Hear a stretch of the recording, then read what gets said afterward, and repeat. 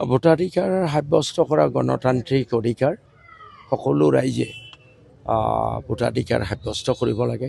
যিমান বেছি percentage vote pole হ'ব সিমানেই গণতন্ত্ৰ শক্তিশালী হ'ব। তেওঁলোককো মই শুভেচ্ছা জনাইছোঁ। কিন্তু ৰাইজৰ মুখে মুখে মই শুনা কথাটো হ'ল যে তেওঁলোকে দুজনে মিলি যিমান ভোট পাব মোক বোলে ৰাইজে তাতকৈ বেছি মৰম কৰিব।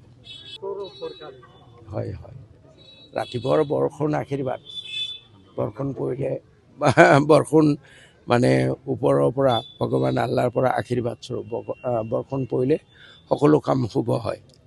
ৰাইজক ভোট দিয়াৰ কাৰণে কি আহ্বান কৰিব?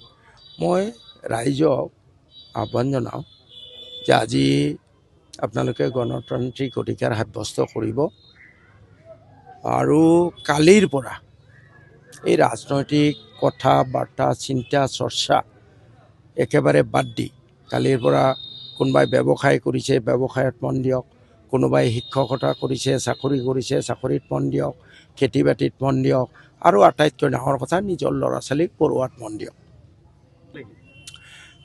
তেনেকুৱা শুনি আছোঁ। এতিয়া মইতো ইমান তথ্য পাতি মোৰ ওচৰত নাই, ক'ব নোৱাৰোঁ। বাহিৰৰ পৰা বহুত ভোটাৰ আহিছে বুলি শুনিছোঁ। কালিও মীৰা বাইদেৱে কিবা কৈছে, নেজানো, মোৰ ওচৰত তথ্য নাহে। তথ্য নোহোৱাকৈতো কথা ক'বলৈ ঠিক নহয়।